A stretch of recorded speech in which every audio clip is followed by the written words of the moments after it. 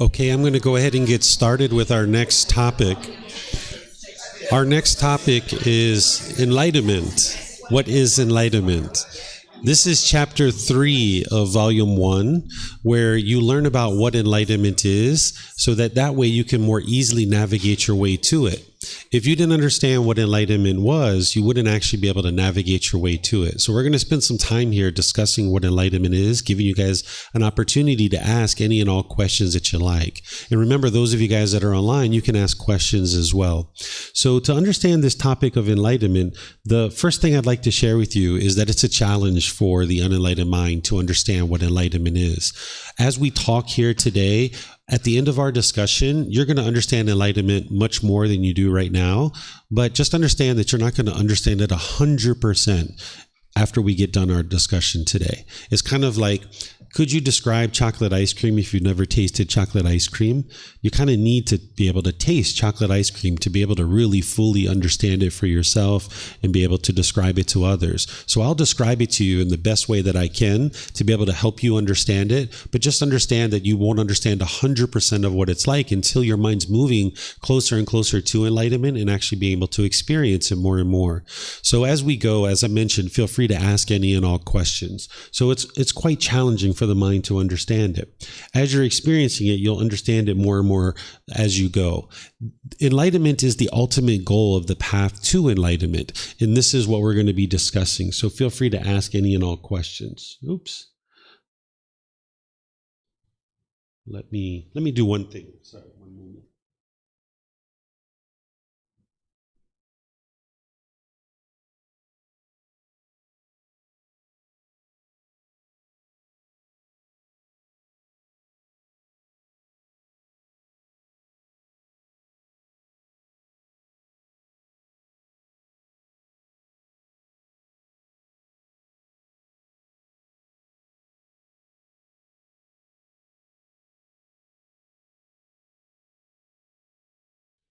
Okay, there we go.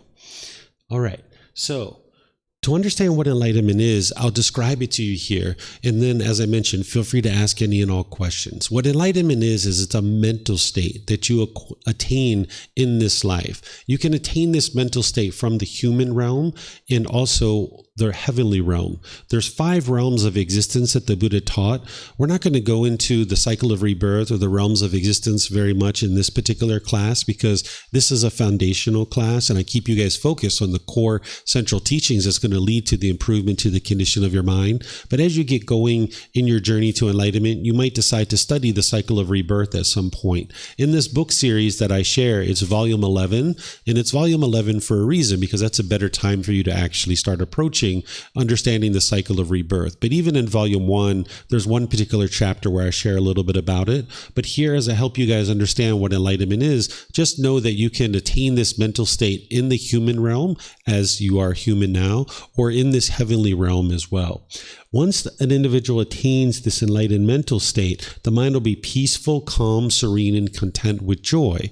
The mind will be in that mental state permanently. You'll no longer experience any discontent feelings. So all the anger, sadness, frustration, irritation, annoyance, guilt, shame, fear, boredom, loneliness, shyness, resentment, jealousy, even the slightest displeasure is eliminated from the enlightened mind. There's no stress, there's no anxiety, any of those kinds of feelings have been completely eliminated because you've eliminated the causes and conditions that are causing those feelings to arise, namely these pollutions of craving, anger, and ignorance. This is what's causing the mind to experience these discontent feelings. By the time you get to enlightenment, your mind will be concentrated, it'll be steady, it'll be unshakable. There's nothing that you'll experience in life that'll shake up the mind. Like right now, maybe if somebody says something impolite, unkind, unfriendly, disrespectful to you, your mind might get shaken up by that. Maybe if you see that a war has broken out in the world somewhere, your mind might get shaken up by that. If you get a phone call that your mom or your dad or brothers or sisters or other people are in the hospital, you might get shaken up by that. If somebody dies or passes away that is close to you, you might get shaken up by that. If you're in a long-term relationship that ends, you might get shaken up by that. But by the time you get to enlightenment, your mind won't be shaken up by those things. The mind will be steady, calm, unshakable, no matter what's going on in the world. And then As you get to enlightenment, not only is your mind experiencing this peace, calm, serenity, and contentedness with joy permanently, but you'll no longer experience rebirth in the cycle of rebirth. You will have escaped that continuous cycle of continuous birth over and over and over again.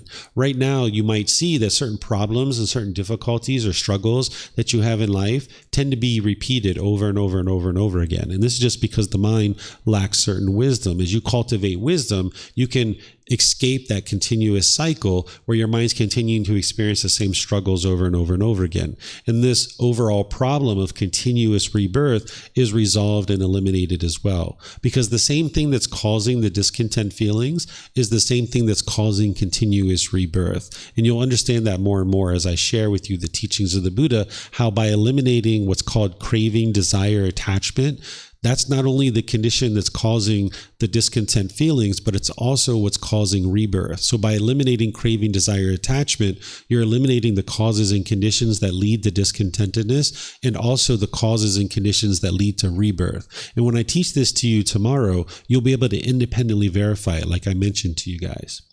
And then as you move into this enlightened mental state, you'll notice that the mind will be calm and relaxed, but yet attentive and alert. Sometimes when you think about calm, relaxed, in the unenlightened state, you just think kind of like maybe like a vegging out kind of thing.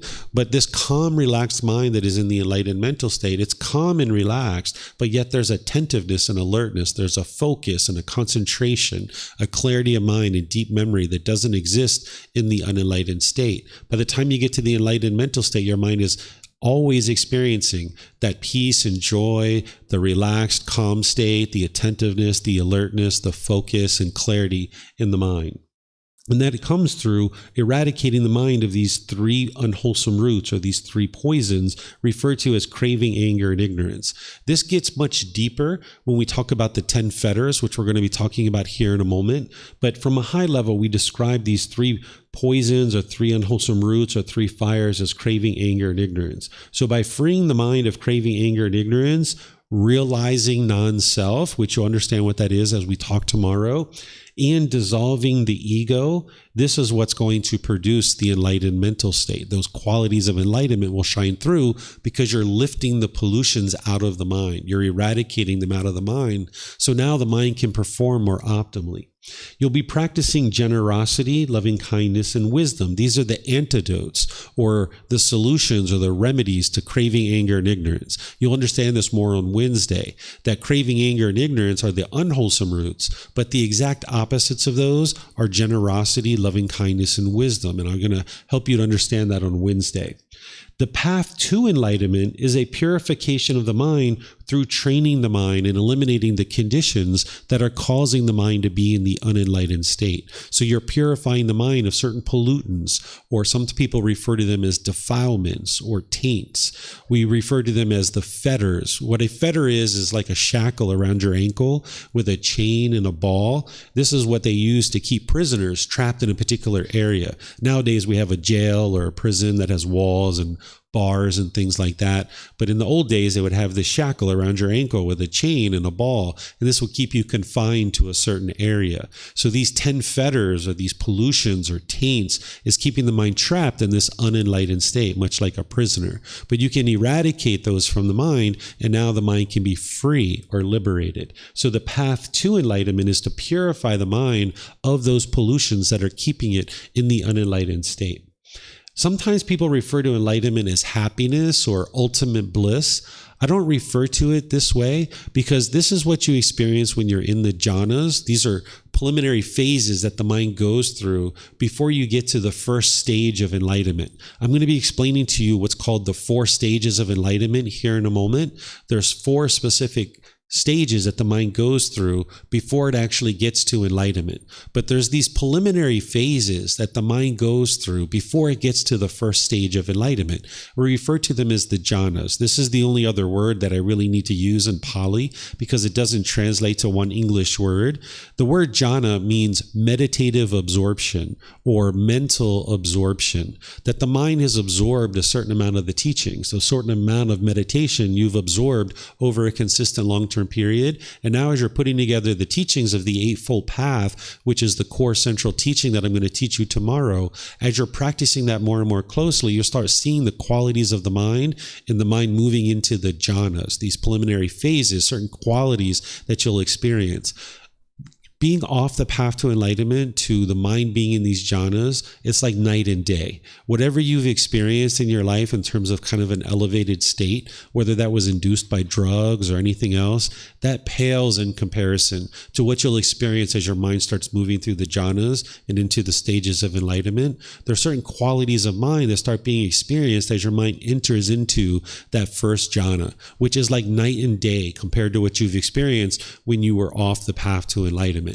And when your mind moves into that first jhana, you can oftentimes have this ultimate bliss. This is something that is experienced. And oftentimes people experiencing that jhana, they think they're enlightened, and they will start explaining enlightenment as what they're experiencing. And this is where you can have some people that will tell you that enlightened beings still experience sadness, or they still get annoyed, or they still get irritated, because they themselves are experiencing maybe the first jhana, and they think that they are enlightened, so they start explaining that as enlightenment. But in reality, what they're really truly experiencing is the first jhana. Because in the first, second, third, fourth jhana, you're still experiencing discontentedness. Even in the first, second, and third stages of enlightenment, you're still experiencing discontentedness. It's not until you get to the fourth stage of enlightenment where the mind's actually enlightened and you no longer experience any discontentedness. So if somebody tells you that an enlightened being still gets irritated or annoyed or frustrated, this isn't actually true.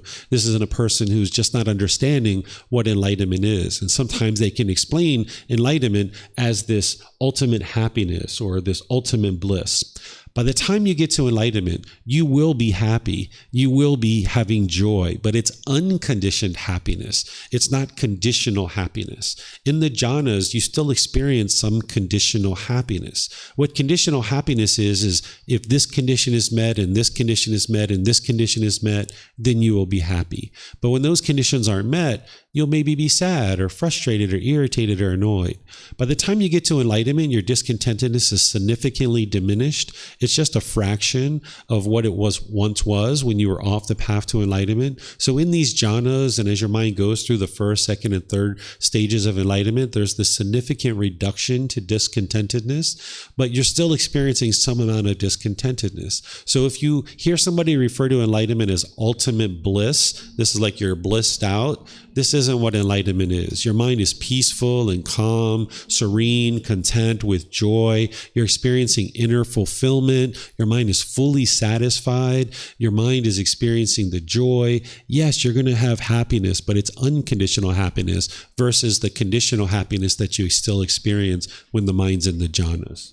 So these are some of the things to understand of what enlightenment is. Then let's talk about some of the advantages of attaining enlightenment. Of course, the mind's peaceful, calm, serene, and content with joy permanently. Sometimes what I share with people is this is like the beginning of the rest of your life. Whatever you've been doing up to the point that you get to enlightenment, now once the mind is enlightened, you can accomplish anything and everything that you've ever been interested to do because your mind is well tuned. It's performing very well. What you're doing is bringing the mind to the middle. If you think about a musical instrument, if the string is too tight and you pluck it, it doesn't play beautiful music. It doesn't play the way the instrument was intended to play. But also if the string is too loose and you pluck that, the instrument doesn't play the way that it was intended to play. It doesn't play beautiful music. And the mind is the same way. In this instrument, if you tune the string perfectly in the middle and you pluck it, it plays beautiful music the way it was intended to play. And the mind is the same way, that if you tune your mind and fine tune it and bring it to the middle, it will perform optimally. So this is why I describe enlightenment as the beginning of the rest of your life, that no matter what it is that you're interested in doing or accomplishing in life, you can do it from that point forward. And you will have already been doing it as you make your way closer and closer to enlightenment. So if you've always been interested in learning how to fly a helicopter, for example, and you just had fear and you weren't able to do it and you didn't think you were smart enough, by the time you get to enlightenment, you'll have all the ability with your fine-tuned mind, your concentration, your clarity to go learn how to fly a helicopter or anything else, open a business or anything that you would like to do. You'll have this high degree of focus, concentration, memory, and clarity of mind. And that's the mind performing optimally. Because when these pollutions are in the mind, it doesn't perform optimally. It doesn't perform the way that it's intended to perform. So when you clear that pollution out of the mind, this is where you're experiencing the focus, the clarity, the concentration, the deep memory, and you'll be able to do anything and everything that you're interested in doing. You'll no longer experience any of these discontent feelings that I talk about as part of our discussions. I oftentimes will refer to this list of sadness, anger, frustration, irritation, annoyance, guilt, shame, fear, stress, anxiety, boredom, loneliness, shyness, resentment, jealousy, displeasure, despair. All of that is eliminated from the mind.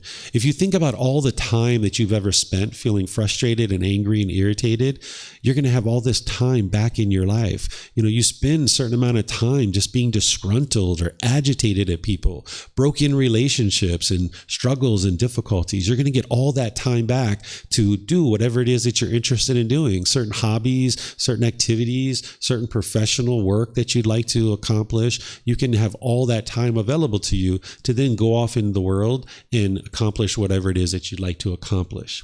You'll have this deep wisdom of how to get to enlightenment, where the mind will be able to be polite, kind, friendly, and respectful to all beings. Right now, you might find that that's a challenge for you. There might be certain beings that you consider that you like these people, and then there's other people that you might feel that you dislike these people. And you can be polite and kind and friendly and respectful to the people you like, but maybe the people that you dislike, you really struggle being polite, kind, friendly, respectful to them. And that's only because of the pollutions that are in the mind, and the mind's lacking wisdom. But when you cultivate the wisdom of how to train your mind and uproot these pollutions, you won't have this like and dislike. You'll love all beings. You'll be able to interact with all beings harmoniously, and you'll be able to be polite, kind, friendly, respectful to all beings around you.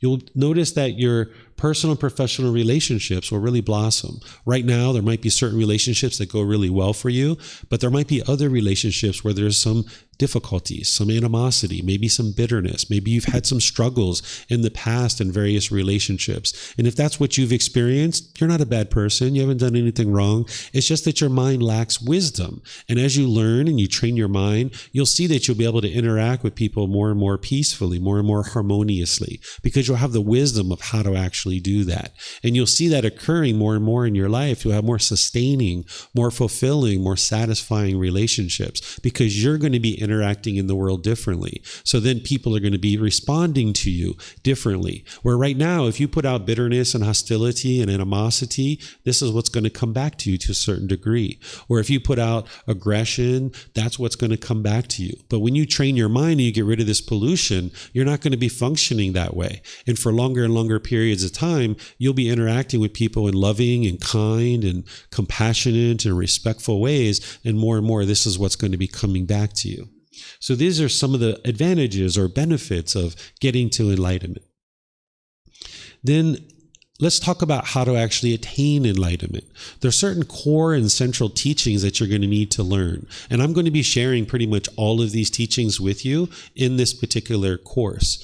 You're going to need to learn the 3 universal truths, the 4 noble truths, the Eightfold Path, the 5 precepts. I'm going to be teaching you all those in this course. You're also going to need to learn the Brahma Viharas and how to practice all of these teachings. I'm not going to be teaching the Brahma Viharas specifically in this course, but I am going to be referencing them at one point tomorrow, where I'm going to be teaching you guys about the Eightfold Path. We'll be kind of mentioning the Brahma Viharas, although I might not be calling them out by name.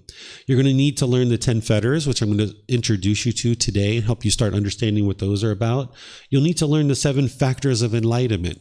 The 7 factors of enlightenment aren't to determine whether you are enlightened or you aren't enlightened. They're actually another tool, another technique that the Buddha uses in order to help you fine-tune your mind. When you're first learning the path to enlightenment, it's like you're this big piece of wood, and now you're creating this sculpture. And when you're first starting to learn, you maybe get out your hatchet or your axe and you start chopping off big chunks of wood to try to bring this piece of wood down to a nice, beautiful sculpture. And as you're chunking off these big chunks of wood at the very beginning, it can be challenging because you're moving off these big chunks of wood. But then as you start fine-tuning the sculpture a bit more, you might need to go in with kind of like a more fine-tuned tool like an X-Acto knife or, a razor blade or something like this and put the eyelashes or the wrinkles in the skin on this beautiful sculpture that you're making. And the same thing is true as you're making this beautiful sculpture in the mind, where you're training the mind and cultivating it. You're going to need this fine tool, which is the 7 factors of enlightenment, to go in and fine tune the mind. And this is something that you will ultimately learn and be able to help you to fine tune the mind and get it to the point where it's now performing optimally. And then, of course, you're going to need extensive meditation training. And you get that started here in this course. And then there's other courses and retreats that I teach to help you more further understand meditation. There's only 4 meditations that the Buddha actually taught. Nowadays, there's probably hundreds and thousands of meditations that you'll see in the world. But when you see what the actual problems are in the mind, and you see how these meditations address those specific problems, you'll understand why you don't need 50 or 100 different meditations. If you tried to learn 50 or 100 different meditations, your practice would be very broad, and it would be hard for you to have any depth in any one particular technique. But by you limiting down what you actually need to learn and practice, you can get really deep in your meditation practice. So even though the Buddha taught 4 meditations, there's really only 2 that you absolutely will need to learn. Those other 2 are kind of like specialized meditations that not everybody's going to necessarily need. They're there for you if you need them, but not in all situations will a student actually need all 4. You might only need actually 2. So this allows you to really specialize and get really deep into your practice. And I'm going to be teaching you one of those during this course and helping you to learn it and develop it. And then at the various programs and courses and retreats where you'd like to learn the other ones, I will be able to help you to learn those. They're all documented in this first book, Volume 1, Chapter 11. You can see all 4 documented there. And I've taught courses and retreats on these before that are recorded and available to you. But since we're learning this foundational teachings to be able to help you get established on the path to enlightenment, I focus you on the primary form of meditation that the Buddha used, which is called breathing mindfulness meditation. So you're going to need to develop that over a period of time, and these other meditations as well, to develop this extensive meditation training of the mind. So these are the core central teachings that you need to learn, but there's other teachings beyond this. And if you're around learning with me in any of the various programs or courses or retreats, I'll help you to learn all those various teachings, but these are the ones that I suggest students focus on when they're first getting started. And as I mentioned at the beginning of our class today, you're not interested in believing any of these teachings. As I introduce them to you, I will teach you how to learn, reflect, and practice so that you can independently verify them. And that's what you'd like to do with each one of these teachings as I introduce them to you and share them with you, is to learn, reflect, and practice so that you're not believing anything. That's what's going to help you get to wisdom. Because with belief, you don't know what's true or false, and you're not going to be able to get to that unshakable mind. If you grew up understanding or believing in the story of Santa Claus, some cultures have that, right? There was a certain period of time where you believed in Santa Claus, and then eventually you found out that Santa Claus doesn't exist, and your mind might have been shaken up by that. But now you know the truth. You know that Santa Claus does not exist. So it doesn't matter how many Christmas carols you hear about Santa Claus. It doesn't matter about how many people in big red suits that you see at the mall. You can't be convinced that Santa Claus exists. Your mind is unshakable on this topic. No matter what people say, no matter what people tell you, no matter how many presents you see on Christmas morning under the tree, you know with 100% certainty that Santa Claus does not exist, because you no longer have that belief. You know the truth. You've cultivated wisdom. Your mind is unshakable on that topic. Well, the same thing needs to occur with all these other teachings, that you get to the point where your mind is unshakable and you have wisdom to know the truth. And you do that through your own independent verification, where a teacher is here to guide you and share teachings with you, but you're doing the work to independently verify it and get to that unshakable mind where you know the truth because you have wisdom. So these are the core central teachings to learn and implement in your practice.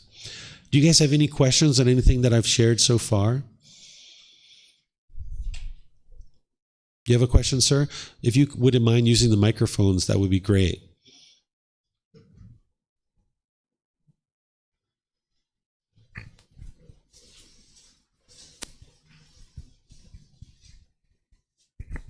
The question would be something like this. I'm wondering if we are born with purity, And could we say that enlightenment is somehow related to finding that child, that purity within us? The simplicity, the astonishment, every new experience. Also, I wonder about this question that Santa Claus does not exist. Maybe he does. Maybe it's just a symbol of generosity. Mm-hmm. It's a way to symbolize generosity and generosity does exist. I see. So I agree that generosity exists, but this individual that we refer to as Santa Claus with the large stomach and the gray beard and the hair, while this person may have existed at some point in the stories that we're taught nowadays, or maybe based on that story, that individual doesn't exist today. That it's not possible for one person to travel around the world in 24 hours and deliver presents to every single home that is there. That this individual, we know with 100% certainty, does not exist today. But of course, generosity exists, but that's not Santa Claus, that's generosity. The enlightened mind and a being that is born into the world, they're not pure when we're born. That's the whole reason why we're being born, because our mind still has craving. That when we're born, we're in our mother's stomach or in the womb, and we're feeling all great. We have all this umbilical or embiotic fluid, where we have this umbilical cord, we're hooked up to our mom, we're getting all the nutrients that we need, we're hanging out in a space that it's like, wow, life could not be better. And then eventually labor pains come along and we're pushed out into the world, or there's a surgery that we use to come into the world, and now right away we're crying, right away we're discontent, our cravings get triggered. That we're in that environment, it couldn't be more perfect for us, but now when we experience impermanence and we come out into the world, because of our craving, because of our longing, our yearning, our craving for permanence, we become discontent. So while the natural mind itself, we could refer to it as enlightened or that brightness and radiance, there's pollutions in the mind, even from the time of birth, that are hindering an individual from being able to experience that. That's why we come into the world being discontent from the very beginning, because our mind has certain pollutions, and we wouldn't actually be born if we didn't have those pollutions in our mind. So in order to get to this enlightened mental state, you need to remove those pollutions out of the mind to be able to then experience the brightness and the radiance of that natural mind that we would refer to as the enlightened mind. Any other questions? Yes, sir. We have another mic too, or we can pass that one around as well.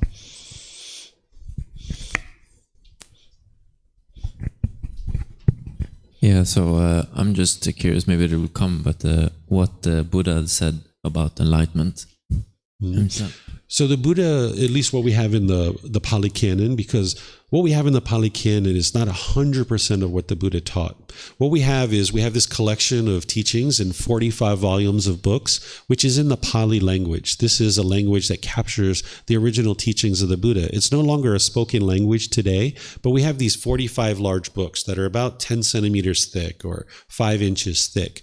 And this is what we have available to us today. And when you study the Pali Canon, you know what the path to enlightenment is, you'll understand that not everything that the Buddha taught is in the Pali Canon, because over 2,500 years, there's been some impermanence. But the way you break through that is by learning, reflecting, and practicing. So what we have in the Pali Canon of the Buddha describing enlightenment is that he describes it as an unshakable mind. He describes it as a steady mind. He describes it as content. He describes it as someone who's not agitated. And he describes it as somebody, once you attain this mental state, that you no longer experience rebirth as well. So these are some of the things that he describes about it. And he also talks about the joy that's in the mind in the enlightened mental state.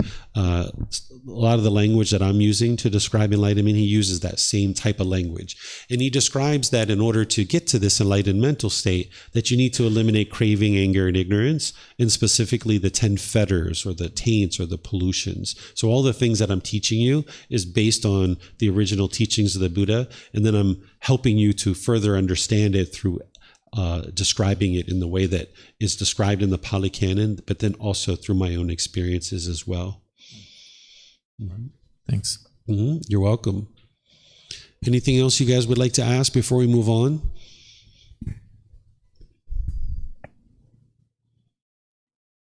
Okay, so now let me help you guys to understand the 10 fetters. These are the 10 individual pollutions. They're referred to as fetters, as I mentioned, because of the chain and the shackle around your ankle and this ball that keeps the mind trapped in this unenlightened state. These are the 10 pollutions that are in the mind that need to be uprooted. And this is why the mind is not pure, that it has these 10 pollutions. And once you learn about what these 10 pollutions are and the symptoms that you're experiencing because of them, you can independently verify that your mind actually has these particular pollutions. And then you implement the solutions and the remedies that the Buddha shares. And then by implementing those solutions and eradicating these from the mind, you see that the mind becomes more peaceful and more joyful. So not only can you learn the 10 fetters and then understand the symptoms that you're experiencing because of them, but you can learn the tools and techniques of how to eradicate them. And then once you've eradicated them, you'll be able to see the results, that the mind is more and more peaceful and more joyful.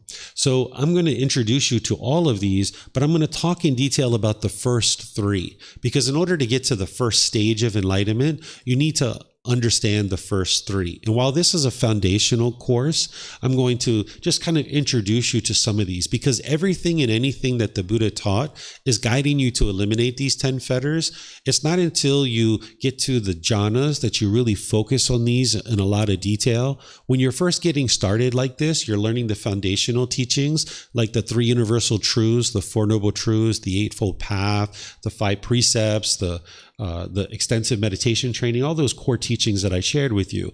But you kind of get introduced to the 10 fetters because this is kind of what's underlying it all. This is where the Eightfold Path and all those other teachings, they're helping you to eliminate these 10 fetters in one way or another. So it helps you to at least get introduced to them at this point, but just know that later on, you're going to need to dig into them in more detail. So let's talk about the first one just a little bit. This one's called personal existence view. I talked about it yesterday in class. We're going to talk about it a little bit more tomorrow.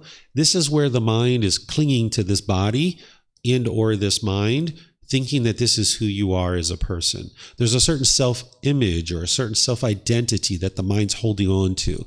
And if you're perceived in the world the way you want to be perceived, then you'll experience pleasant feelings. But if your mind doesn't get what it wants related to this personal existence view, then you might feel painful feelings. So for example, if you have a certain self-image that the mind's holding on to, and now you spill chocolate ice cream or pizza sauce on your clothing, and you're in a social situation, you might get embarrassed. This is because of the mind's personal existence view, thinking that this body is you. And now when you got that spaghetti sauce or ice cream on you, you're thinking that this is you, that these clothes are you or this body is you. And now you're not being perceived in the world the way you want to be perceived. And you'll feel embarrassed perhaps or shy in that situation.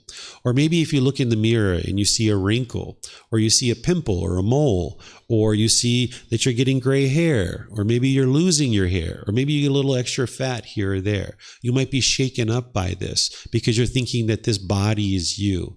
And now your mind can't reside peaceful and joyful. Or if somebody says something to you that is very complimentary, and they say, wow, your color of your eyes really come out with that color of shirt that you're wearing. You're so beautiful, or you're so handsome. You might get all these pleasant feelings. But now it's only a matter of time before somebody says something degrading and disparaging, and now you experience painful feelings because they're commenting about your physical appearance and this self-image. And then the same thing is occurring with the self-identity. Certain culture, certain ethnicity, certain nationality, maybe your sexual orientation or your job or occupation, your mind might be clinging to this, thinking that this is who you are as your self-identity. So now if you think, I am American, or I am British, or I am Australian, or I am Chinese, or any of this I am a Buddhist teacher, I am a boyfriend, I am a girlfriend, I am a police officer, I am a lawyer. Any of this I am that the mind is holding on to is just the self-identity that the mind's clinging to. And now if somebody says something polite, kind, friendly, respectful, something that's agreeable to you about any of those things, then you'll experience the pleasant feelings. But when somebody says something degrading or disparaging about your nationality, your culture, your ethnicity, your sexual orientation, your job or occupation, you'll experience the painful feelings of sadness, anger, frustration, and others. And this is because the mind's clinging to this thing, this identity in the mind, thinking that this is who you are. Or if you've ever been in a job or occupation and you think that this is who you are, maybe when you retired or you lost that job, you might have really struggled, feeling kind of lost, kind of feel like empty inside, that, you don't even feel like you know yourself anymore. Sometimes people come to Thailand on this journey to find themselves. Right? They feel like they've lost themselves, or they don't even know who they are anymore. I need to go find myself. I need to find my true self. And people come to Thailand looking for that, but they never really truly find their true self, because the Buddha teaches that there is no self. They might find new hobbies, new activities, new friends. They might find a new job or occupation, but none of that stuff is actually you. But if the mind is thinking that that is you, and now you're holding on to it, when all those things start changing, when your job changes, when this physical body changes and all this other stuff, if you have this personal existence view in the mind, you will become discontent as a result. So this needs to be eradicated from the mind. And some of those examples that I just gave can potentially help you to see that your mind does have this personal existence view.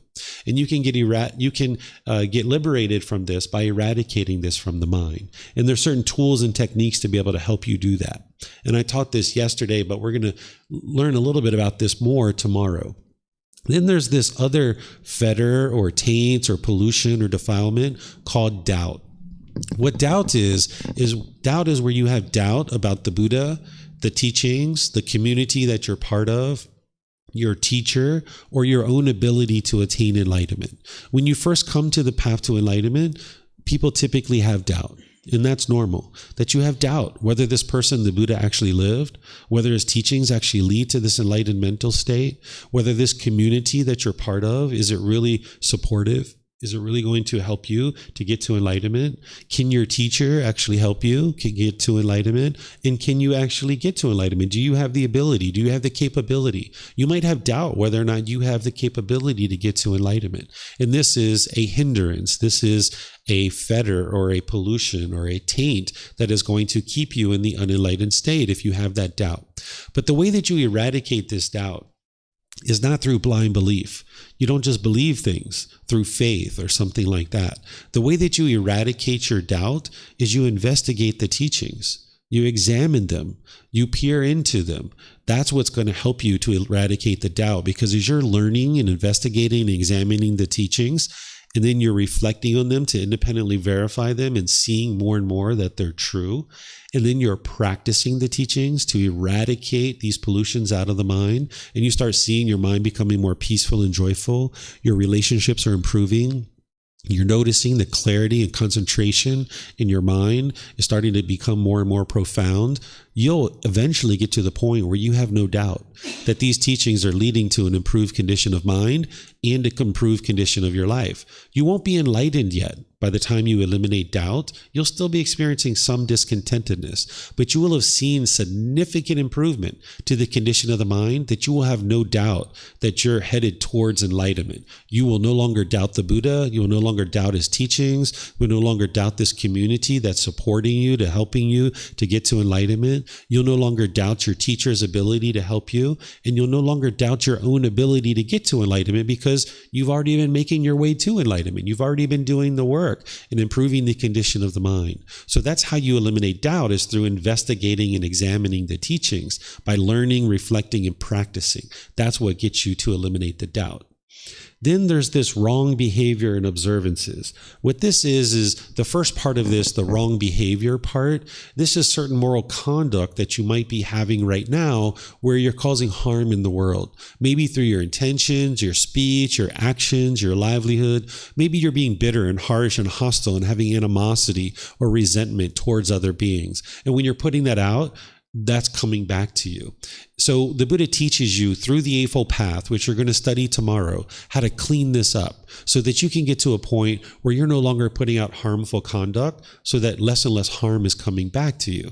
If you're interested in getting to this peaceful and joyful mental state, you're going to need to do some work to improve the way that you interact with others. And this is the guidance that the Buddha is going to provide for you. So by the time you eliminate this particular fetter, you will have cleaned up your moral conduct to the level that you see in the Eightfold Path that I'm going to teach you tomorrow. And then this other part of this fetter or this taint or pollution is called wrong observances. What this is rites, rituals, ceremonies, worship. This is where the mind is having the misperception or the misunderstanding that rites, rituals, ceremonies, and worship are going to lead to some kind of improved condition of mind. You might have been exposed to those things in the past. You might have done those things in the past. But when you get to the understanding what the core central problem is in the unenlightened mind, which we're going to be talking about in this course, you start to understand that it's ignorance or the unknowing of true reality. We refer to this in the way using this word ignorance. I tend to like to use the word unknowing of true reality, or at least that phrase. Some people use the term confusion or misunderstanding because the word ignorance is kind of like a derogatory word nowadays. And the Buddha wouldn't have talked in a derogatory way. An enlightened being doesn't talk in a derogatory way. And surely a Buddha doesn't either. So this unknowing of true reality is a better description of what really is the true problem in the mind. It's actually one of the fetters. It's the 10th fetter, that the mind just doesn't understand what it doesn't understand. That's the reason why you come to the temple and you come into these courses and retreats to learn and gain wisdom. So this unknowing of true reality is what's causing the mind to continue to have these pollutions in the mind. Because your mind doesn't understand what it doesn't understand, it doesn't understand these pollutions. These pollutions continue to exist in the mind. So the way that you antidote ignorance or the unknowing of true reality is you get to wisdom. You learn, reflect, and practice. It's the wisdom that's going to transform the mind away from ignorance and be able to cultivate the mind. So if you understand this, and you'll understand it more and more as I teach you this week, then you understand that there's no rite, ritual, ceremony, or worship that can produce wisdom in your mind. It doesn't matter how much water I sprinkle on you. It doesn't matter how many strings I tie around your wrist. It doesn't matter how many wafers you put on your tongue. It doesn't matter how many times you do these kinds of things and you kneel and stand up and kneel and stand up. These kinds of things isn't going to lead to wisdom in your mind. So even though these kinds of things exist, even in Buddhist centers, you can go to Buddhist temples where people are dressed as a monk. They might be wearing a robe. They might have shaved their head. They might have been ordained for 20, 30, 40, 50 years. And these rites, rituals, ceremonies, and worship were shared with them. So they believe that these are actually part of the teachings of the Buddha. But the Buddha actually never taught any rites, rituals, ceremonies, or worship because it doesn't lead to enlightenment. What he's guiding you towards is wisdom, to learn, reflect, and practice to get to wisdom. So if somebody thought that rites, rituals, ceremonies, and worship leads to enlightenment, and they were continuing to do those things, thinking that it's going to improve the condition of their mind, this will hinder them. This will obstruct them from being able to do what they really need to do, which is cultivate the wisdom. So if you went home and, it was a certain holiday and your family was interested in going to a church or a synagogue or a mosque or something like this, and you go hang out with them as a family, okay, go hang out with them, be with them as a family. If they're doing rites and rituals and ceremonies at this place, sure, go have fun, spend time with your family. But it's all about what your mind understands. That if you're sitting there thinking like, oh yeah, let me kiss the ring of this person, or let me, put this wafer here, or let me, bow down to this statue this many times, and that's what's going to produce an improved condition of your mind, it still has these wrong observances. But if you're in those environments and you understand that, oh yeah, this doesn't lead to enlightenment, but you're just hanging out with your family, you're hanging out with your friends, it's not like you're going to, have this pollution. Your mind doesn't have that pollution. You're just going there to spend time with your friends and family. So it's not about what you should or shouldn't do with these wrong observances. It's about what your mind understands. If you understand that rites, rituals, ceremonies, and worship doesn't lead to an improved condition of mind, then you might have already potentially eliminated this aspect of this particular fetter. Because oftentimes students have been involved in those kinds of things, and you've experienced those kinds of things, and you know that, yeah, they don't lead to any improvement in your life. And so you might have actually already eliminated a certain portion of this particular fetter. But then if you decide to hang out with your friends and go to those kinds of places, it's not like you're going to melt away just because you are around those kinds of experiences. So this is what wrong behavior and observances is. If at any point you ever see rites, rituals, ceremonies, or worship associated with the teachings of the Buddha, right away you know that those aren't the teachings of the Buddha.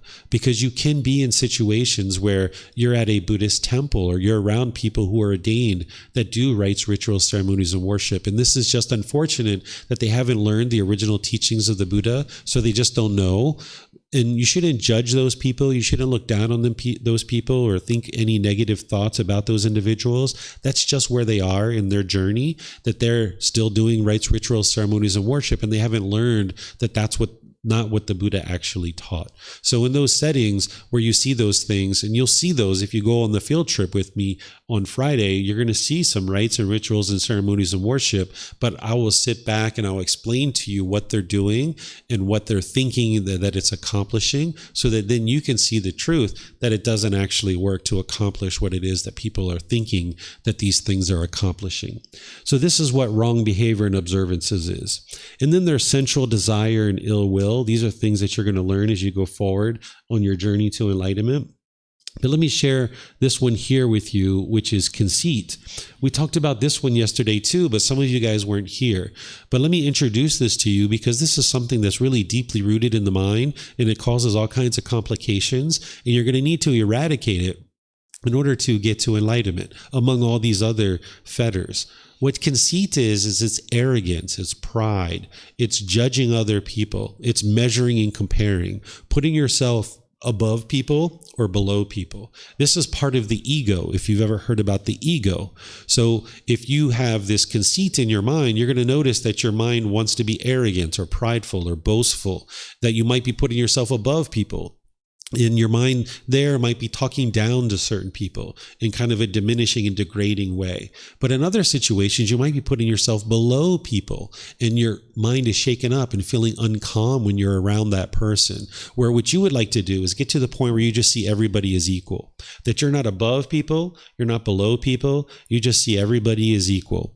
Even if you're in a situation where you're meeting the president of your country or the prime minister of your country, they're performing a different role than you, but they're not above you. They're not more important than you. They're not a better person than you. They're just performing a different role. But also, if you go out and you meet a street sweeper that's sweeping the street, they're not below you. They're just performing a different role. Still important role. We like to have clean streets, and we like to have a leader of our country that is making wise decisions. So you can see yourself as just being equal to all these people. But when there's conceit in the mind might be interested in judging somebody based on how they appear, based on what they look like, based on their credentials, based on their financial status, or any number of things. And you might be judging that other person, putting yourself above them or below them.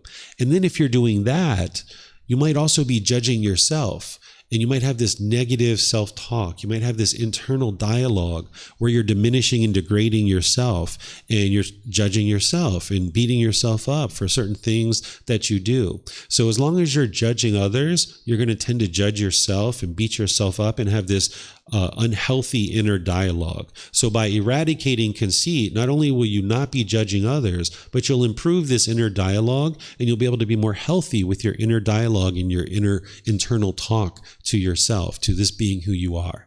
And it takes time to gradually eradicate all these fetters, and conceit is one that really takes a lot of time to work on. In chapter 16, which I taught yesterday, I go through in detail about how to eradicate this one, as well as personal existence view. And there are certain retreats and courses and programs where I teach all of these. But right now in a foundational course, I'm just kind of introducing you to these, so you'll understand what's kind of underlying all this work that you're doing in order to learn the Eightfold Path and all the other teachings. And then, as I mentioned, this 10th fetter is ignorance. This is the unknowing of true reality. This is where the mind lacks wisdom of things like the three universal truths, the Four Noble Truths, the Eightfold Path, the natural law of Gama, and all these other teachings teachings that you're going to be learning, your mind needs to awaken to the wisdom of these teachings. This is the last fetter. This is like the fetter of all fetters. The way that you eradicate ignorance is not through just intellectual learning. You're going to need to do a certain amount of intellectual learning. That's part of the path to enlightenment. But it's when you're moving the teachings into practice that's where you're truly eradicating the ignorance. That if you're intellectually understanding the teachings, but you're not practicing them, meaning you could learn something like right speech, for example, about how to be polite, kind, friendly, and respectful through your speech. But if you're not practicing it, the mind still has ignorance because you're not able to put those teachings into practice yet. It's still defiled by this unknowing of true reality. So you can have people that are scholars or academics or researchers, anthropologists, or maybe even historians that learn the teachings of the Buddha to a certain level intellectually, but they're not yet practicing the teachings. And that's because there's still ignorance in the mind. So if your mind is experiencing any discontentedness, even the slightest ickiness, it still has this ignorance or this unknowing of true reality. The mind hasn't fully cultivated wisdom to get to what the Buddha describes as final knowledge. When you get to enlightenment and you fully eradicate ignorance, the mind's fully cultivated wisdom, you've now gotten to final knowledge, where the mind fully understands the path to enlightenment, not just intellectually, but you're actually practicing it. That you should see that you're practicing the teachings on a consistent, ongoing basis. To get to that point where you're practicing the teachings, it'll be challenging. You got to bring your practice up to that. You've got these pollutions that are in there fighting you, right? So you got to gradually work to bring your practice up to that level. But once you get to the point where you've attained final knowledge and you fully eradicated ignorance, you'll be practicing these teachings effortlessly. Right now, you might struggle when you're choosing to meditate, or when you're talking to your parents or your siblings. You might really struggle in those conversations and those relationships. But by the time you get to enlightenment and you fully eradicate ignorance, there won't be any more struggles. You'll be practicing these teachings effortlessly. It'll just feel like first nature. Essentially, what you're doing on this path to enlightenment is it's like upgrading your operating system of your computer. If you have a computer that's running kind of an old, archaic operating system, it's kind of cumbersome, but you've kind of gotten used to it to a certain degree. But you still get frustrated and agitated about it every once in a while. But over time, as this operating system needs to be upgraded, you incrementally upgrade it to maybe version 9.0. And when you first get upgraded, it's like, oh man, this is really challenging to kind of learn where they moved all the icons around and how to use this operating system. But after about 2 or 3 weeks or so, you're like, man, this operating system works so much better. I'm glad I upgraded. Where initially it's quite challenging to learn that operating system. But then once you learn it, it's like, wow, this is so easy. This is effortless. Why didn't they do this a long time ago? This is so much better. So right now, it's like your mind's on unenlightened 1.0. And now what you do is you incrementally upgrade your operating system of the mind in order to get to enlightened 9.0. And as you're going through those incremental upgrades and you're moving more and more of this pollution out of the mind, you'll have certain challenges and it'll feel awkward and strange at different times. But by the time you get to enlightenment, your mind will be performing optimally and you'll be effortlessly practicing these teachings. It won't feel like a challenge or a struggle any longer. But on your way to it, just like that operating system, you'll be challenged along the way. But then eventually you'll see like, oh my goodness, life is so much easier when you understand the natural laws of existence, because you'll now be functioning and making wise decisions that are producing those wholesome results. So these are a little introduction to these 10 fetters. You see, I didn't go through each one of them because right now I'm just kind of introducing you to a couple of them. Do you guys have any questions on any of these? Yes, sir. We have a microphone. You have one as well? Okay, go ahead since you got the mic and then we'll pass it over. There's another mic somewhere. Yeah, I didn't cover all of them. If you'd like me to talk about 6 and 7, I can. So what 6 and 7 are is this is where you have a craving to exist in the world, either in the form realm, which is the human realm, and the animal realm, which has physical form, or someone might have a desire to exist in one of the formless realms, like heaven or afflicted spirits or hell. There's people who want to be in hell, right? Not very many, but there are people who want to be in hell.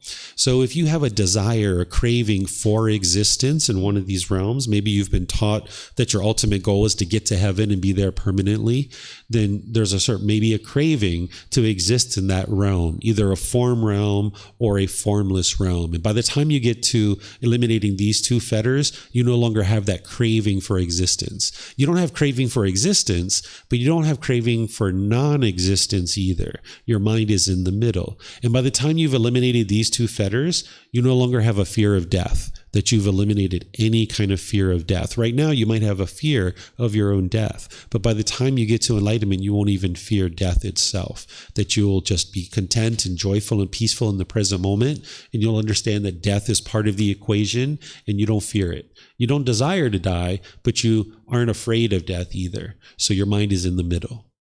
Mm-hmm. You have a question, Rasmus? Well, I'm wondering what's the deal with higher and lower. What's the logic behind that in a way? That's what you're going to see here right now. Let me show you guys that. Any other questions before we move on from this? Yeah? Okay. Let me just... So with the ego, would you say that when our ego is in conceit, and we kind of deem, or we treat ourselves like worse than others, so are we deeming ourselves as inferior to everyone else when we have that like bad, I don't know, I just know lots of people who can treat others with kindness and respect and love or whatever, but then with themselves they really struggle to show themselves that kind of kindness and compassion. Would you say that that's our ego deeming us inferior and them superior, or?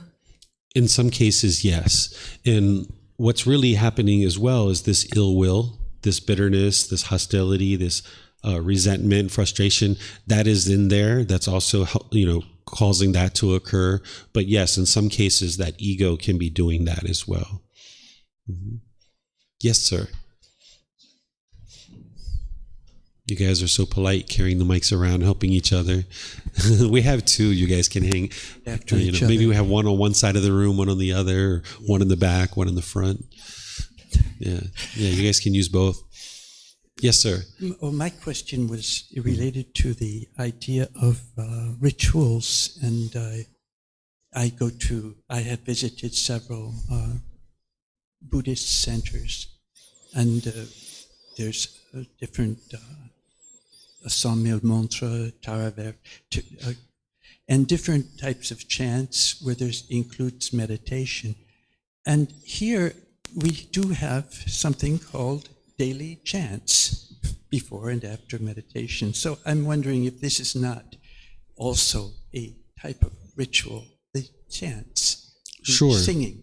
So chants are not necessarily something negative. Yeah. Or rituals in that sense.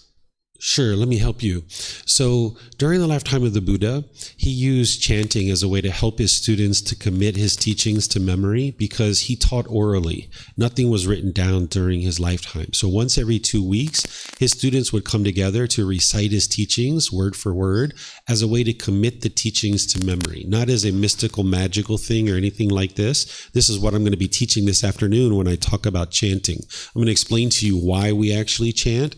Now, nowadays, 2,500 years later, some people have assigned mystical, magical things to these chants. They've become rites, rituals, ceremonies, and worship for other people. But the way that I present it to you, and the way that I'm going to teach it to you, and the way that I employ it in my own practice is as a way to ease the mind into meditation and get more benefit out of the meditation itself. So it's not a rite, a ritual, or ceremony, or worship, or any prayer, or anything like that. But because we oftentimes chant in a language that doesn't exist any longer, sometimes the way people think is the less you know about something, the more mystical and magical it is. So some people don't understand what these words mean. I put the English translations on there so you understand what they mean, but they're not a rite, a ritual, or a ceremony, or worship. They're not prayer. They're not invoking any kind of anything to come and change something for you, but it's a way to help you get more benefit out of the meditation itself. But you will see people that will present chants as a way of teaching you that there are some kind of mystical or magical benefits. But we're going to be discussing that this afternoon. But just know the chants that I use, there's no mystical or magical benefit, and it's not a rite, ritual, ceremony, or worship. The other in regards to teachings, he taught, I think, from age 35 to 80 or something like that, maybe. Anyway. Is it turned on? Yeah, so maybe just speak directly into the mic. Okay. There you go. Well, I was wondering whether there was a development of Buddhist thought, so his teachings were different than 35, or was it after Enlightenment? Was it evolutionary quality to his teachings? I see. So from the time that somebody gets to enlightenment, which the Buddha would have gotten to enlightenment at the age of 35, you've attained final knowledge at that point. You fully understand the path to enlightenment, particularly a fully, perfectly enlightened Buddha. And whatever leads to your enlightenment, you will never forget those teachings. You will never confuse those teachings. You will deeply know them with deep wisdom. So whatever he was teaching from the age of 35, he would have been teaching the same thing by the age of 80. It's the path to enlightenment. It's the natural laws of existence. He wouldn't have slipped in something at the age of 60 that was different than what he was teaching at the age of 40. That when he started teaching, he was explaining what led to his enlightenment. He might have found unique analogies to describe what it was. He might have figured out, connecting these words together, kind of help a student understand it a little bit better. But it's the same teaching from the time you get to enlightenment all the way until your death. The Buddha doesn't change their teachings. They're sharing with you what it is that led to their enlightenment. The teachings of a Buddha, they don't have conflict or contradictions in them. From the age of 35 to 80, for 45 years, he never contradicted himself. And for those of you guys that are teachers, or maybe you've been in a teaching environment, you might find that it's kind of challenging for you to teach and not contradict yourself from one day to the next or 1 week to the next. You might find that sometimes you're learning new things and you do need to contradict yourself. But by the time somebody gets to enlightenment, they have this final knowledge where they fully understand the path to enlightenment, and nothing they share will be in conflict with anything else. So for 45 years, he never conflicted in anything that he taught, and what he would have taught would have been exactly the same from the beginning of his teaching career to the end, although a teacher might find a unique analogy or a certain way to explain something in a better way, but the core teaching that they're describing is the same exact teaching.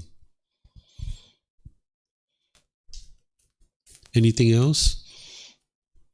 Let's see if we have any questions here. We got a few people here online joining us. I'm not seeing any questions here online. Okay. So now that you're starting to be introduced to the 10 fetters, now I'm going to show you how, by eliminating these fetters, the mind moves through the 4 stages of enlightenment.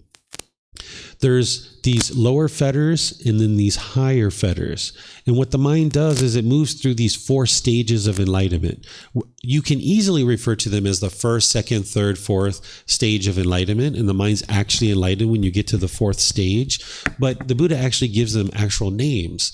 There's stream enterer, once returner, non-returner, and arahant. The reason why it refers to the first stage of enlightenment as the stream enterer is because just like a log enters the stream and is going to eventually get to the ocean, once you get to that first stage of enlightenment, you're going to eventually get to enlightenment. It's only a matter of time. So just like the logs are going to eventually get to the ocean, you're going to eventually get to enlightenment. It's only a matter of time if you get to that first stage of enlightenment. So that's why it's called a stream enterer, because you've entered the stream. Then we refer to it as a once returner, because once you get to the second stage of enlightenment, you're going to be reborn just one more time, and you're going to come back to the world and get to enlightenment in that next birth. Then there's what's called a non-returner. When you get to that stage of enlightenment, you're going to be reborn into the heavenly realm, and you're going to be experiencing enlightenment in that heavenly realm, and you're not going to be coming back to this world any longer. You're a non-returner. You're not coming back to the human realm ever again. And then this word arahant, this is a word that they used during the lifetime of the Buddha to mean that the mind is completely purified, that there are no fetters in the mind whatsoever. So that's what an arahant is. There's also something called a Buddha. A Buddha is not a stage of enlightenment. It's an individual. A Buddha is an arahant. They've eliminated all the 10 fetters from the mind, but they've done that in a unique way, that they've done it on their own without the help of any teachers or any guides. Some places you go, some books you read, some content you read or take in through videos and other places about the teachings of the Buddha, they will tell you that everybody is a Buddha, that you have Buddha nature. And when you get to enlightenment, you will be a Buddha. But this isn't actually true.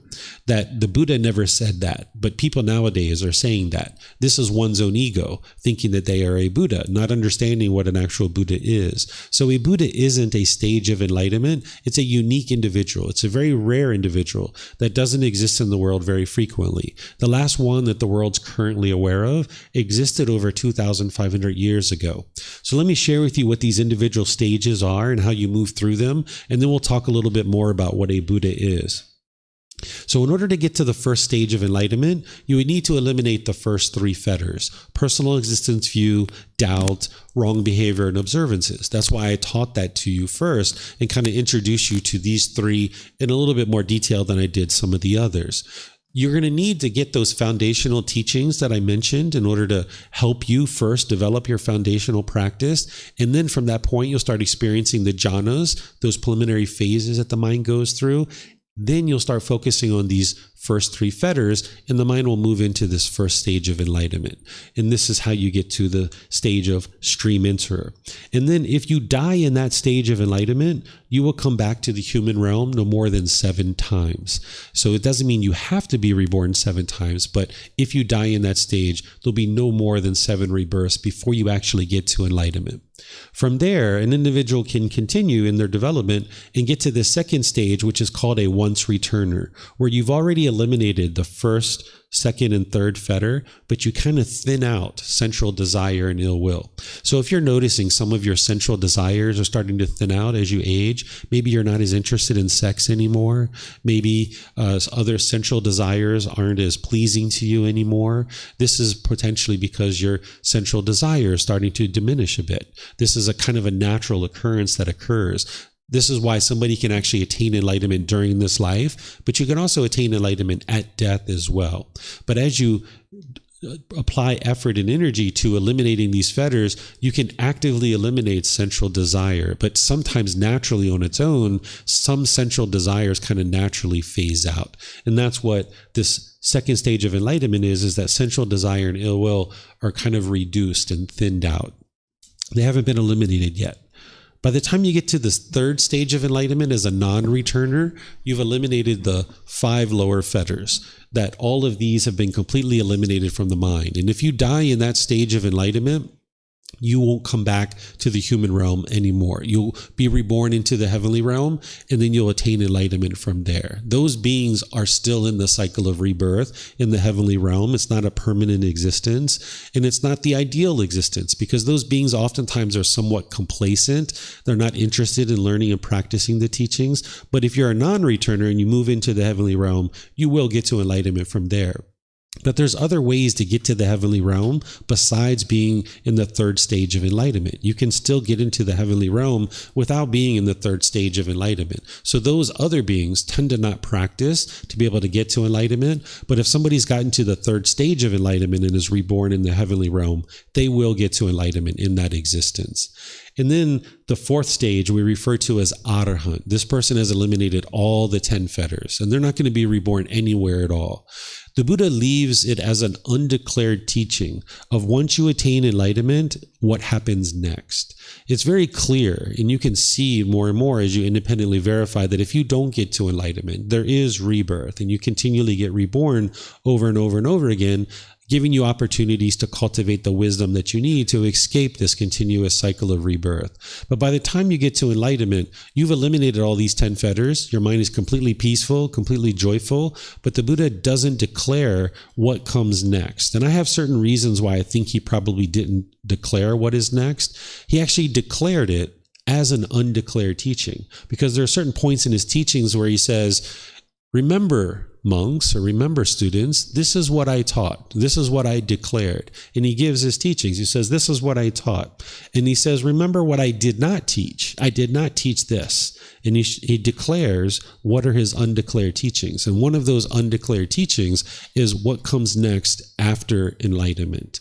So I suspect various reasons why he didn't teach this, and I put it in the book series and I share it if students ask me to share it. But there's certain reasons that I feel that he did not share what comes next. If there's even anything that is next, he didn't share whether there is something or there isn't something. But by the time you get to enlightenment, your mind is so peaceful and so joyful, you're not going to care what's next. So the path to enlightenment isn't about believing a bunch of things and then hoping something good happens when you die. That's not what the path to enlightenment is. So the Buddha is focusing you on learning and practicing now in this life to be able to get to the peace and joy in this life. So there's various reasons why I could share that he didn't teach this if you guys are ever curious, or if you ever read the rest of the book series. So now let's talk about what a Buddha is. We refer to a Buddha as a fully, perfectly enlightened one, or a fully, perfectly enlightened Buddha.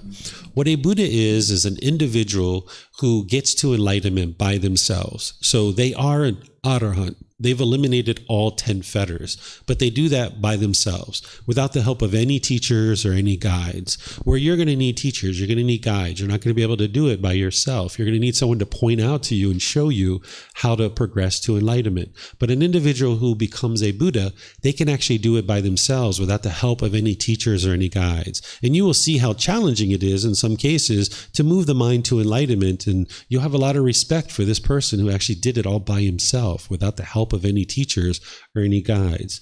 And then once they awaken to enlightenment, they declare those independently discovered teachings. They share them with other people for the remaining time of their life. They dedicate the rest of their life to sharing those independently discovered teachings with others. And then during their lifetime, countless people get to enlightenment. You wouldn't be able to count how many people got to enlightenment. During the lifetime of the Buddha, there were countless people who got to enlightenment. And they knew they got to enlightenment because they could see the condition of their mind had improved and to the point where their mind was peaceful and joyful for the rest of their life. So they declare these teaching for the rest of their life, and countless people get to enlightenment. Then they leave their teachings in such a condition that countless more people get to enlightenment after their death. So they preserve their teachings. So the Buddha preserved his teachings in the minds of individuals, that as individuals got to enlightenment during his lifetime and they chanted his teachings word for word for word, eventually when he died, the technology to write things down made its way to that region of the world, and they were then able to write things down. Because at that time of the life of the Buddha, the technology to write things down existed in China, but it didn't exist in that region of the world. The language that the Buddha taught in wasn't even a language that had a script. It was only exclusively an oral tradition, that they didn't even have a script to write things down. So once the technology made it to that region of the world to write things down, they then kind of invented a script and they started writing things down after his death. But he ensured the preservation of his teachings by the chanting that his students did. And then countless more people got to enlightenment after his death. Even today, there's still people getting to enlightenment based on his teachings. So this is how we know that he's a Buddha, because he meets all three of these criteria. And this is why during his lifetime, not everybody actually knew that he was a Buddha, because all three criteria hadn't been met yet. He was only doing the first two. It wasn't until he died that more and more people were like, he's a Buddha. Oh, okay. Look, people are still getting to enlightenment after he's died. So we knew that he met all three criteria. So today, we know him as the Buddha, but during his lifetime, it was only certain people that knew he was actually a Buddha. Then the thing that helps a Buddha to actually be able to get to enlightenment by themselves without the help of any teachers or any guides is this other criteria. That the person who's going to become a Buddha, they have a profound memory. They have a very deep, profound memory, even in the unenlightened state. They can remember countless things about their current life and their previous lives as well. For you, you have a certain capacity in your mind. It's kind of like a hard drive. Maybe you have 500 gigabytes or 1 terabyte or something like that. And then as you experience new things in life, you need to delete old files in order to store new files. So this is why if you think about your childhood, you just have spotty memories. You can remember a couple of things here and there, but not in a bunch of excruciating detail. You can just remember kind of spotty things. But in the last 5 or 10 years, you could probably remember things pretty closely because you've got those current files. But because you have a certain capacity, you have to delete old files in order to store new files. But a person who's going to become a Buddha, they don't have that limitation. They have an unlimited capacity to remember things in their mind. They can remember things about their current life in excruciating detail and their past lives as well. So now what they do is they accumulate wisdom over many lifetimes that in their last life, they put all that together in order to then get to enlightenment, that they put all that wisdom that they accumulated over many lifetimes, and now it all comes together in their last life, and they figure out on their own, without the help of any teachers or guides, how to get to this enlightened mental state. And then that's when they declare the teachings that it took for them to get to that enlightened mental state, and then they help countless people get to enlightenment, preserving their teachings for countless more people to get to enlightenment. So this deep, profound memory that a individual who's going to become a Buddha has, this is what helps them to get to enlightenment by themselves. And then they use that memory to then be able to help their students during their lifetime. This is why a Buddha can actually help countless people get to enlightenment, because they understand the teachings very deeply, very profoundly. They spend the rest of their life putting lights down along the path to enlightenment and illuminating the path so that more and more people can actually understand what it takes to get to enlightenment and then actually attain enlightenment. And because their memory is so deep and they have so much wisdom, they can share those teachings in such a profound way that another person wouldn't be able to. So even an enlightened being and a person who gets to enlightenment, if they chose to teach, they could teach and they could guide other people to enlightenment, but not in the same way as an actual Buddha. A Buddha has such deep, profound wisdom that they can help countless people get to enlightenment. So this is one of the criteria that makes a Buddha a Buddha. Then a Buddha can quickly determine the condition of the mind of somebody else. So when they interact with their students, they can see the wholesome qualities that are in their student's mind, and they can see the unwholesome qualities that are in their student's mind. This is one of the reasons why a Buddha doesn't go around performing a bunch of miracles, because they're interested in maintaining this ability to be able to observe the mind of their students. Whereas if everybody knew they were a Buddha, they would be on their best behavior when they were around that person. So by a Buddha kind of being undercover, so to speak, right? Like if you had a police officer standing on a uniform on the corner of a street, everybody would be on their best behavior. But if you have someone in plain clothes standing on the street corner, that police officer is going to see a whole lot more things going on in the community. So a Buddha is the same way, that when people don't know who the Buddha is, he can see the quality of the mind of their students much more profoundly and then be able to help them with teachings to be able to help them move to the enlightened mental state. And this helps the student and it helps the Buddha to actually do what the Buddha is actually trying to do, which is help as many people get to enlightenment as possible. That's the best way to preserve your teachings as a Buddha, is to help as many people get to enlightenment, because once they get to enlightenment, they will have that deep, profound wisdom. And then over time, there'll be certain people that choose to teach and share those teachings as well. So a Buddha is going to use this ability to determine the condition of someone else's mind to then be able to help them share teachings that are going to help them get to enlightenment. But the Buddha would only share teachings with somebody who asked him for guidance. A Buddha doesn't go off into the world beating a drum, holding picket signs, and trying to force people or control people to learn his teachings, right? He's just going to teach people who come to decide to learn with him. He might invite them and welcome them in, but it's up to the individual to choose to learn. You can't force or control somebody to get to enlightenment. Each person has to decide to do that on their own.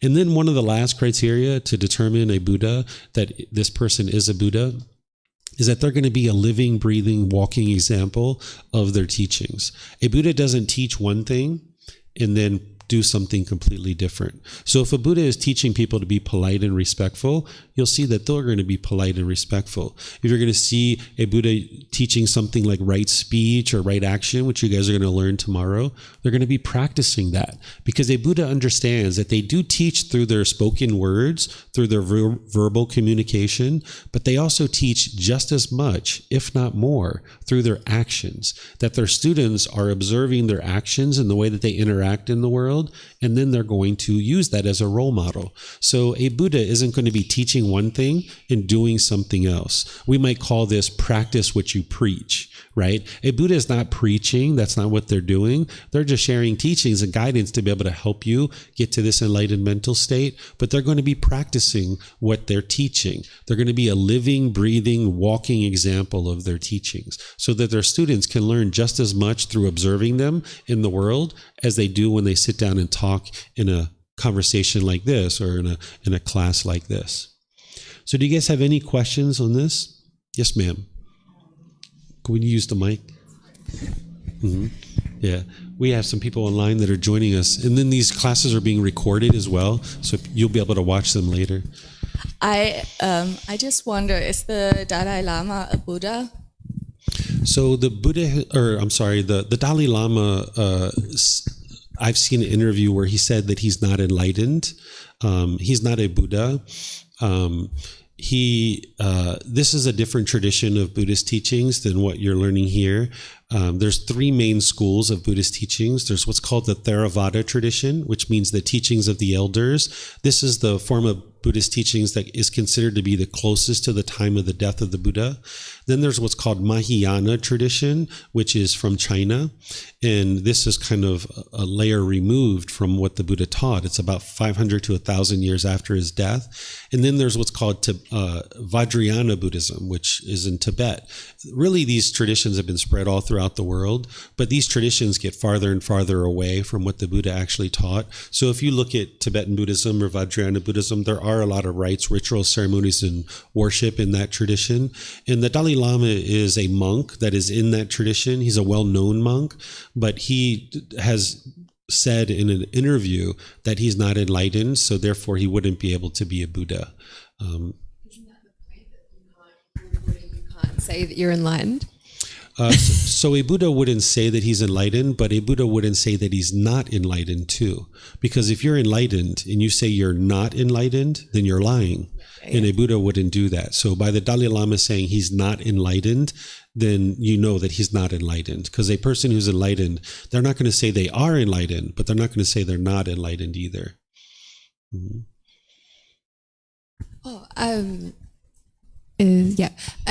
How many Buddhas have there been, or is there just one? Sure. So this is the only conflict that I see in the original Pali Canon. Is there's some places in the Pali Canon where you can see that the Buddha is documented of having talked about previous Buddhas and that there were Buddhas before him. But then there's a place in the Pali Canon where you can see that the Buddha is documented as saying that he is the originator of the path, the discoverer of the path. This path was undeclared before him, meaning he's the only Buddha. So this is the only conflict that I've seen in the entire Pali Canon. And I suspect that he was the only Buddha that we know of today, because in order to share the teachings of the Buddha or the path to enlightenment, there's a certain amount of intellectual understanding, certain conversational language that you need. And prior to 2,500 years ago, there was conversational language. But, if you go back too far, like 5,000, 10,000, 30,000 years ago, we didn't have the same intellectual ability to communicate the way that we do nowadays in a certain language. So in my opinion, it wouldn't be possible for a Buddha to have existed before Gotama Buddha, because there wasn't that developed language in the human ability to be able to communicate the path to enlightenment. So I tend to think that when the Buddha is documented as having said, I am the originator, the discoverer, the declarer of the path to enlightenment undeclared before me, I tend to think that that's actually true. It doesn't really actually matter if there were Buddhas before him or after, even though it's a common question and I like to talk about it. It's an interesting question to discuss, that it really doesn't matter, because it's the teachings that are going to help you get to enlightenment. Because today your mind is discontent, you experience anger, sadness, frustration, and you need to learn those teachings. But it's an interesting question to talk about, and this is the one conflict that you will see if you study the Pali Canon. I haven't read the entire Pali Canon, but I have read enough of it that I can guide you to enlightenment, because not everything that's in the Pali Canon is needed in order to get to enlightenment, but also everything you need to get to enlightenment is not in the Pali Canon as well. That's why you need, one of the reasons why you need teachers and guides. But if you read it, that's the one conflict that I've uncovered and seen in the Pali Canon. Mm-hmm.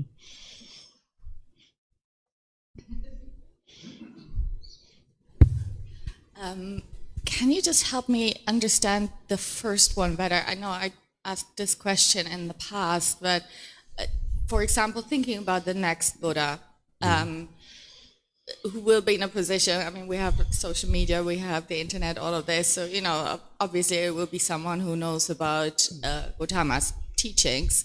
So in what way will that person arrive at enlightenment through their own efforts? So will they discover a different way to reach enlightenment? Will they discover different kind of truths? Or is it, will they read the Pali Canon, for example, and that's enough? If they read the Pali Canon, they will, by their own efforts, reach enlightenment, but they will not kind of develop a new teaching or so.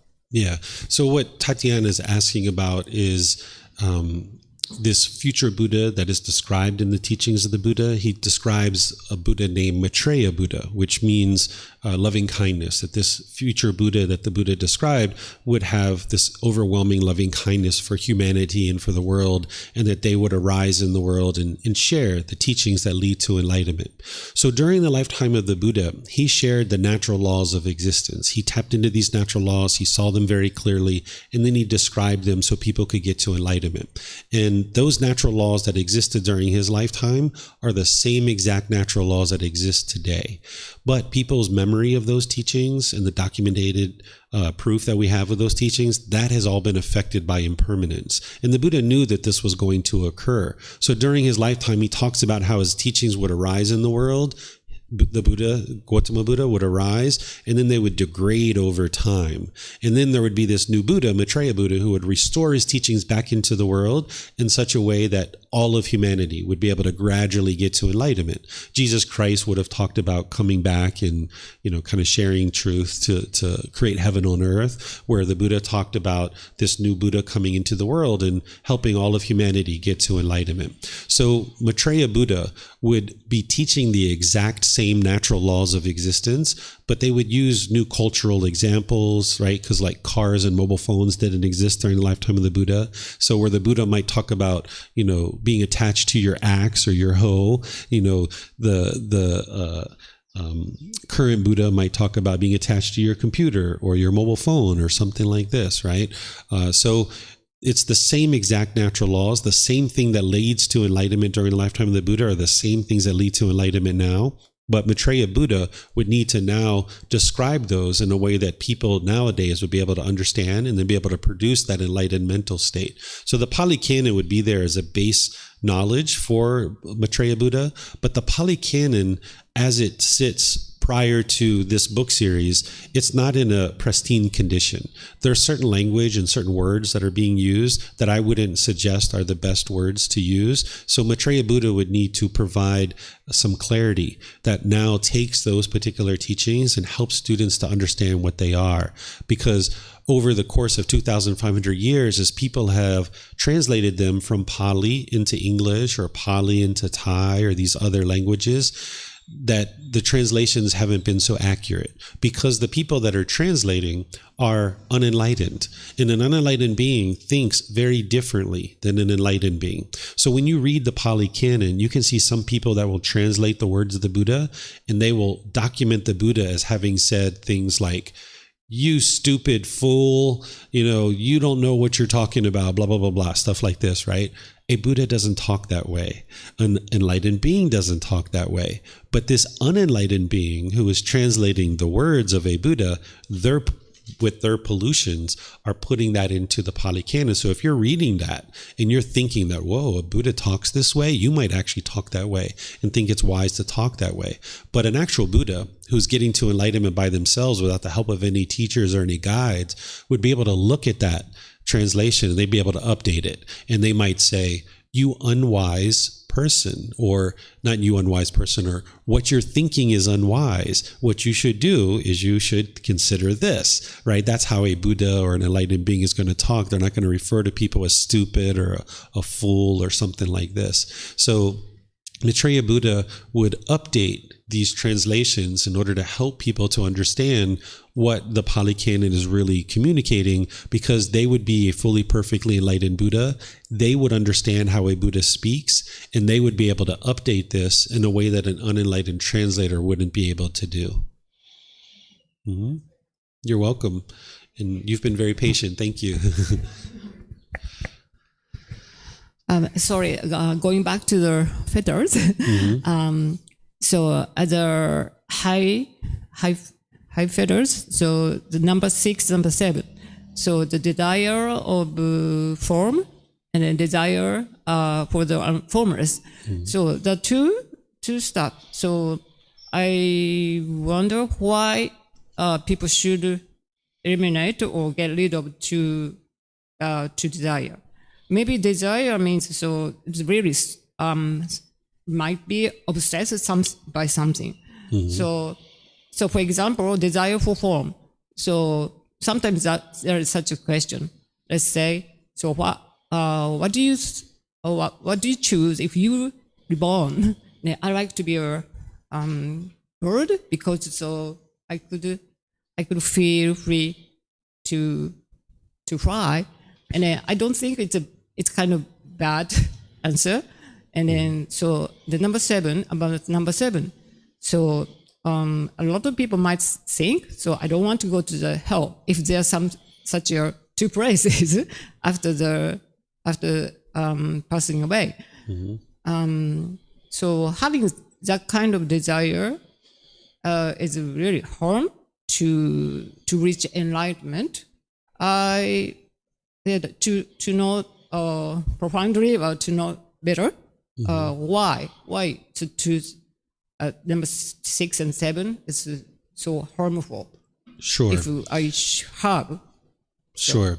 So it's important to understand with the teachings of the Buddha, he's not teaching what's good and what's bad. That's not what he's teaching. He's not even necessarily teaching what's right and wrong. These aren't a bunch of rules that if everybody follows these rules, then we'll all live peacefully together. He's teaching you how to train your mind to get to the peace and how to get to the joy, being unaffected by what other people are doing in the world. So it's not that you learned a bunch of rules and if everybody follows these rules, the world will become peaceful. It's that he's teaching you about the world and how the world exists, how the world is. So when you understand that, then your mind can get to the peace and the joy. And one of the things that he's teaching you here with desire for form and desire for formless is that as long as your mind is craving existence and you want to be in this world, you will continue to be in this world because you have this longing, this yearning. There's this desire to be in this world. And now as you're getting closer and closer to death, you're going to be discontent. You're going to be frustrated. You're going to be irritated because you know that you're leaving this world and you're now moving on. And now you're going to be experiencing painful feelings as you get close to death. So in order for you to get comfortable with death and be peaceful and joyful, understanding that death is part of this equation and getting to the point where you're no longer holding on to this world, you're going to need to eliminate that longing, yearning, and the holding on, the clinging to wanting to be reborn into a form existence like human or animal, or a formless existence like heaven, afflicted spirits, or hell. Because as long as you have that longing, yearning, that desire to exist, then when you get close to death, you're going to be experiencing painful feelings. So that's how you get liberated from those discontent feelings, is by training the mind to no longer hold on to this world, wanting to be in this world. But you also need to train the mind to not crave non-existence either. This would be somebody who's like interested in suicide. Whereas if you had that craving, you're not going to be peaceful there either. So it's only bringing the mind to the middle on this particular topic and all the others that you can then experience the peace and the joy. Thank you. So maybe a little bit difficult to understand whole of this, but yeah, what I felt is, so desire is just a kind of a, so yeah, craving attachment. Yeah, it's craving, desire, attachment. So let me use an example that's not this. Let's use an example like a new mobile phone. Let's say a new mobile phone comes out. Let's just say you have the iPhone 6, right? It's really old. It's beat up. It's got all kinds of problems. It's really slow. But now the iPhone 14 or 15 comes out. If you have a longing and yearning and you're really wanting that iPhone 14 or 15, you're going to feel discontent every time you use your iPhone 6. You're like, man, it's just not working. Why isn't it working? Oh, gosh, I wish I had that iPhone 14. What's going on? You really want that iPhone 14. That's the longing, the yearning, the craving. That's what's causing that discontentedness to arise. But if you can just be peaceful and you're like, you know what? The iPhone 6 is all that I can afford right now. It's doing what I need to do. Sure, I need to be a little bit more patient. Let me just take my time with it and just be sure that I use it for what I can use it for. And now, without that desire for the iPhone 14, you can be content and you can be peaceful. But as long as you have that desire in there, that longing, yearning, the wanting, the expecting, that's what's going to cause the mind to be discontent. And I'm going to teach you guys this tomorrow when we talk about the Four Noble Truths. All of this is just build up to be able to help you understand what enlightenment is before tomorrow we really start focusing in on the problem, the cause, the elimination, and the path forward. This is where you can have a real breakthrough. But this same craving, desire, attachment, the wants and expectations about anything, if your mind craves anything at all, if you're longing and yearning for anything, your mind's going to be discontent. So if you were indifferent and you could care less what happens to you in this life, you're not going to be peaceful there. But if you're craving and desiring and longing and chasing after things, you're not going to be peaceful there either. So it's only when you bring your mind to the middle where your mind can pursue something as a goal, as an objective or an interest, that you can experience the peace and the joy. So back to this example of the iPhone 6, it's like, okay, my iPhone 6 isn't working. I need a new phone. Let me start saving a little bit of money so that I can ultimately buy this new phone, because this is going to make things a bit more convenient for me. But while you're in the process of saving that money, you do it contently, you do it peacefully, you work towards that goal or that objective, and there you can maintain your joy. So the same thing here with desire for form and formless. You're not interested in craving to exist in the world. You're not interested to crave non-existence. You just learn to be content in the present moment, that you are in existence. So now you learn to be in the present moment and having peacefulness and joy and contentedness in the present moment. Okay. Thank you. I'm looking forward to having the class tomorrow. Thank you. Yeah. Yeah, you'll learn the Four Noble Truths and what's actually leading to these discontent feelings. I'll be able to walk you through, and you'll be able to independently verify it. Just like those first 5 students of the Buddha that was able to independently verify it, they could tell that he was enlightened, he was a Buddha. You'll be able to do that independent verification here as I share it with you tomorrow. Any other questions on this?